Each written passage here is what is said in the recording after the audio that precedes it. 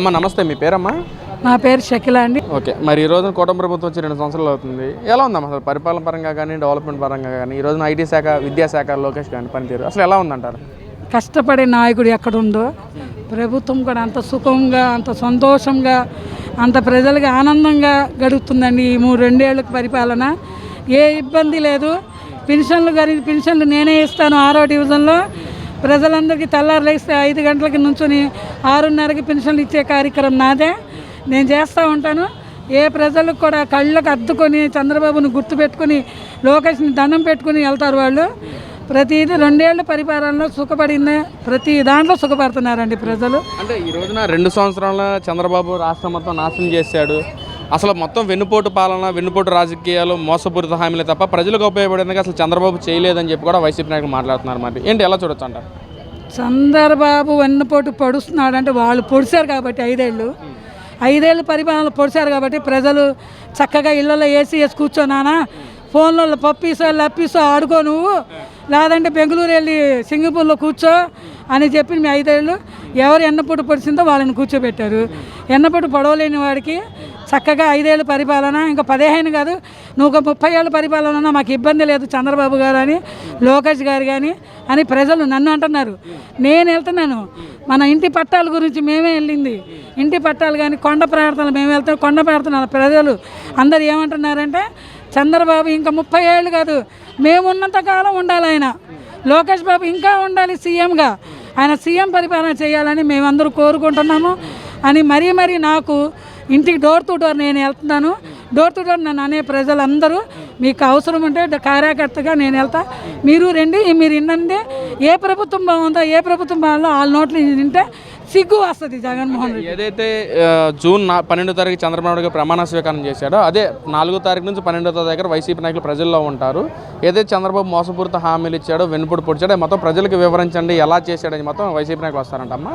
ఏంటి, ప్రజల్లోకి వస్తే ప్రజలు ఎలాంటి సమాధానం చెప్తారనుకోవచ్చు? అసలు రండి ప్రజలు, మీరు ఎప్పుడు వస్తారా? వైసీపీ నాయకులు జగన్మోహన్ రెడ్డి ఎప్పుడు వస్తాడా ఎదురు చూసే నాయకులు మహిళలు ఉన్నారు పార్టీలో. మేము చెప్పవసరం లే వాళ్ళకి. నువ్వు ఇంటి గడప సొందులో వీధి తిరిగితే నీకు బట్టలు లేకుండా ఉప్ప తీసి చెప్పులు దండ వేసి పంపిస్తారు జగన్మోహన్ రెడ్డి గారు నీకు. నువ్వు ఎప్పుడు అలాంటి తప్పుడు ఆలోచనలు మీ నాయకులు గారు మీరు కానీ పెట్టుకోవద్దు. 2 ఏళ్ల పరిపాలన ఏం చేశారో ప్రభుత్వాలు అందరికీ తెలుసు, నీకు తెలుసు మనస్ఫూర్తిగా. ఎవరో విషయం ఎందుకు, నీకు తెలుసు మనస్ఫూర్తిగా, మీ నాయకులకు తెలుసు. చేతరాని పనులు, చేతరాని యాదవులు, చేతరాని సన్నాసి మాటలు మాట్లాడతారు. మీరు ఇక్కడ నుంచి నోరు అదుపులో పెట్టుకొని మీ పని మీరు చేసుకుంటా పోని, మా పని మేము చేసుకుంటా పోతాం. మీకు అవకాశాలు ఉంటే మీ నాయకులు ప్రజల దగ్గర దృష్టిలో మనసులో మంచిగా ఉన్నారంటే మీకు పడతాయి. మంచిగా లేరు మీరు. ప్రభుత్వం అంటే ప్రజలంటే మీకు చిన్న చూపు అయిపోయింది. ప్రజల దగ్గర మీరు కూలి వాళ్ళ దగ్గర కూడా లంచం తీసుకున్నారు. కూలి వాళ్ళ దగ్గర ఆ రేషన్ కార్డు రాయటానికి, రేషన్ కార్డు నేను రాపిస్తున్నాను ప్రజలకు, రేషన్ కార్డు రాయటానికి మీ వారంటీలలో 1000 రూపాయలు తీసుకున్నారంట. తల్లికి వందన అమ్మఒడి పడితే అమ్మఒడి పడిన రాయటానికి 2000 తీసుకునేవాళ్ళంట. మన వారంటీలు తీసుకున్నారు, 2000 తీసుకొని రాపించేవాళ్ళంట.